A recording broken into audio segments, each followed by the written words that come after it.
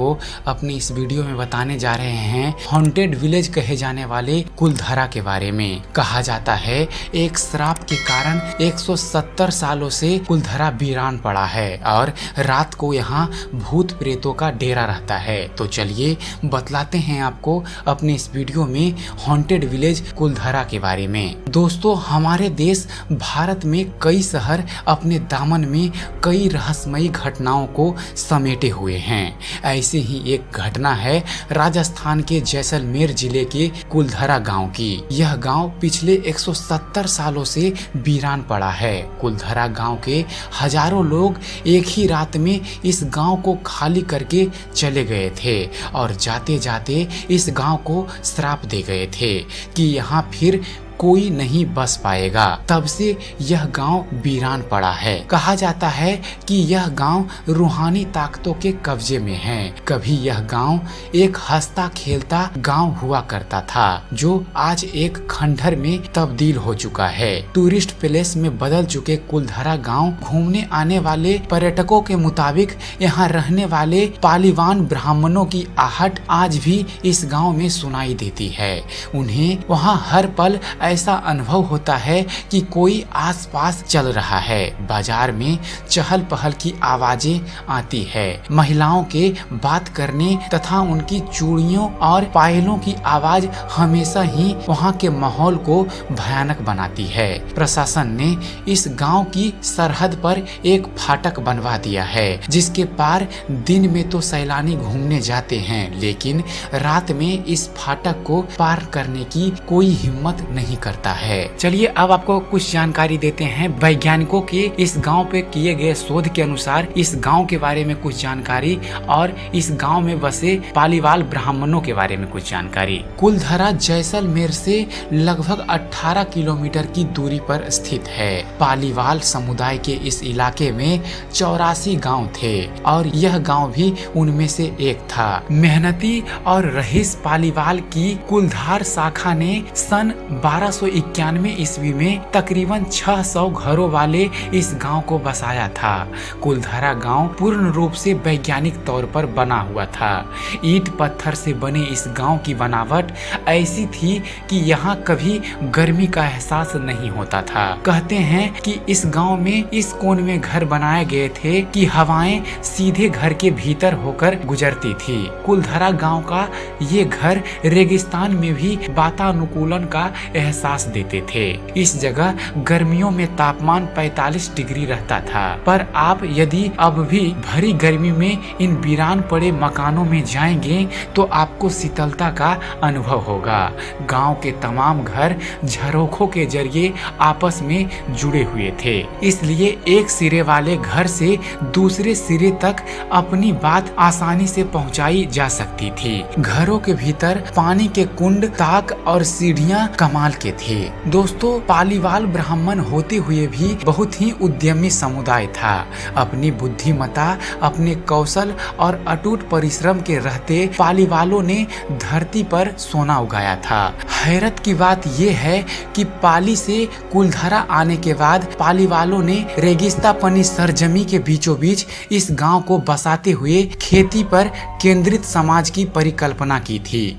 रेगिस्तान में खेती परिपालों की समृद्धि का रहस्य था। जिप्सम की परत वाली जमीन को पहचानना और वहां पर बस जाना पालीवाल अपनी वैज्ञानिक सोच, प्रयोगों और आधुनिकता की वजह से उस समय में ही इतनी तरक्की कर पाए थे। पालीवाल समुदाय आमतौर पर खेती और मवेशी पालने पर निर्भर रहते थे और बड़ी शान से जिया करते थे। जिप्स आम की परत बारिश के पानी को जमीन में अवशोषित होने से रोकती और इसी पानी से पालीवाल खेती करते और ऐसी वैसी खेती नहीं बल्कि जबरदस्त फसल पैदा करते। पालीवालों के जल प्रबंधन की इसी तकनीक ने थार रेगिस्तान को इंसानों और मवेशियों की आबादी या तादाद के हिसाब से दुनिया का सबसे सघन रेगिस्तान बनाया। पालीवालों ने ऐसी तकनीक विकसित की थी कि बारिश का पानी रेत में गुम नहीं होता था बल्कि एक खास गहराई पर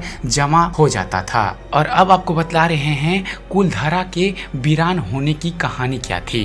दोस्तों जो गांव इतना विकसित था तो फिर वह क्या वजह रही कि वो गांव रातों रात वीरान हो गया। इसकी वजह था गांव का अध्यास दीवान सालम सिंह, जिसकी गंदी नजर गांव की एक खूबसूरत लड़की पर पड़ गई थी। दीवान उस लड़की के पीछे इस कदर पागल था कि बस किसी तरह से उसे पा लेना चाहता था। उसने इसके लिए ब्राह्मणों पर दबाव बनाना शुरू कर दिया। हद तो तब हो गई जब सत्ता के मद में चूर उस दीवान ने लड़की के घर संदेश भिजवा डाला कि यदि अगले पूर्णमासी तक उसे लड़की नहीं मिली तो वह गांव पर हमला करके लड़की को वहां से उठा ले जाएगा। गांव वालों के लिए यह मुश्किल की घड़ी थी। उन्हें या तो गांव बचाना था या फिर अपनी बेटी को। इस विषय पर निर्णय लेने के लिए सभी 84 गांव वाले एक मंदिर में इकट्ठा हो गए और पंचायतों ने फैसला किया कि कुछ भी हो जाए अपनी लड़की को उस दीवान को नहीं देंगे। फिर क्या था, गांव वालों ने गांव खाली करने का निर्णय ले लिया और रातों रात सभी 84 गांव आंखों से ओझल हो गए। जाते जाते उन्होंने श्राप दिया कि आज के बाद इन घरों में कोई नहीं बस पाएगा। आज भी वहाँ की हालत वैसी ही है जैसी उस रात की थी जब लोग इसे छोड़कर गए थे। पालीवाल ब्राह्मणों के श्राप का असर आज भी यहाँ देखा जा सकता है। जैसलमेर के स्थानीय निवासियों की माने तो कुछ परिवारों ने इस जगह पर बसने की कोशिश भी की थी, लेकिन वह सफल नहीं हो सके। स्थानीय लोगों का तो यहाँ तक कहना है कि कुछ परिवार तो ऐसे भी हैं जो वहाँ गए तो जरूर लेकिन लौटकर नहीं आए। उनका क्या हुआ, वे कहाँ गए, कोई नहीं जानता। और अब आपको बतलाते हैं पैरानॉर्मल एक्सपर्ट जब कुलधरा गांव में गए तो उनका सर्वेक्षण के अनुसार क्या रिजल्ट निकला। दोस्तों मई 2013 ईस्वी में दिल्ली से आई एक भूत प्रेत व आत्माओं पर रिसर्च करने वाली पैरानॉर्मल सोसाइटी की एक टीम ने कुलधरा गांव में रात बिताई। टीम ने माना कि यहाँ कुछ न कुछ असामान्य जरूर है। टीम के एक सदस्य ने बताया कि विजिट के दौरान रात में कई बार मैंने महसूस किया कि किसी ने मेरे कंधे पर हाथ रखा। जब मुड़कर देखा तो वहाँ कोई नहीं था। पैरानॉर्मल सोसाइटी के उपाध्यक्ष अंशुल शर्मा ने बताया था कि हमारे पास एक डिवाइस है जिसका नाम घोस्ट बॉक्स है। इसके माध्यम से हम ऐसी जगहों पर रहने वाली आत्माओं से सवाल पूछते हैं। कुलधरा में भी ऐसा ही किया गया। जहाँ कुछ आवाजें आई तो कहीं असामान्य रूप से आत्माओं ने अपने नाम भी बताए। शनिवार 4 मई की रात्रि में जो टीम कुलधरा गई थी उनकी गाड़ियों पर बच्चों के हाथ के निशान भी मिले। टीम के सदस्य जब कुलधरा गांव से घूमकर वापस लौटे तो उनकी गाड़ियों की कांच पर बच्चों के पंजे के निशान दिखाई दिए, जैसा कि कुलधरा गई टीम के सदस्यों ने मीडिया को बताया। तो आशा करता हूँ अभिशप्त कुलधरा गांव पर बनाया गया हमारा ये वीडियो आप सबको पसंद आया होगा। अगर जो आपको इस चैनल पर दी गई जानकारी पसंद आती है तो आप हमारे चैनल मिस्ट्री अर्थ को सब्सक्राइब करना ना भूलें। हमारे चैनल को सब्सक्राइब कीजिए, जुड़िए हमारे चैनल मिस्ट्री अर्थ के साथ और हम आपको ऐसे ही विज्ञान और ब्रह्मांड से जुड़े रहस्यों के बारे में बताते रहेंगे। तो फिर मिलते हैं मिस्ट्री अर्थ के एक नए वीडियो के साथ। तब तक के लिए धन्यवाद। जय हिंद।